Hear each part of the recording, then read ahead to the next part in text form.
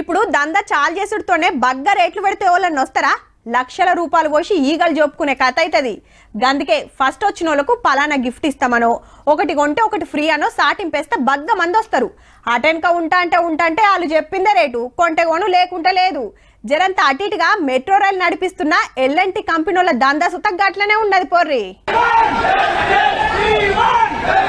మరి లేకుంటేంది? నిన్నటిదాకా పుక్కట్ల పార్కింగ్ ఉంటే ఇయాల్టికెళ్ళి పైసలు కట్టమంటే ఊకుంటారా? ఏడంటే హైదరాబాద్ నాగోల్ మియాపూర్ మెట్రో స్టేషన్ల కాడ ఈడ బండి షాలైతది, ఆడ ఆగుతది. ఈ రెండు స్టేషన్ల కాడ బండ్లు కార్లు పెట్టే సౌలతుండే, టికెట్ లేకుంటేనే. ఇప్పుడు పైసలు వసూలు చేస్తుండే వరకు లొల్లైతాంది. There is no information in PR and the quantity is what they are charging, which is very much too much, and the people who are traveling from such a long distance, they are not even getting this seat. రెండు జాగల తప్ప అన్ని స్టేషన్ల కాడ బరాబర్ parking charge ఉండే. బండి పెడితే 2 గంటలకు 10 రూపాయలు, 8 గంటలకు 25 రూపాయలు, 12 గంటలకు 40 రూపాయలు. అయినా రాలేదనుకో గంటకు 5 రూపాయలు గుంజుతూనే ఉంటారు. కార్లకైతే ఇంతకు డబుల్ త్రిబుల్. ఇప్పుడు అంత ఛార్జ్ అనే వరకు మెట్రోలో తిరిగేటోళ్ళు మెచ్చుతలేరు.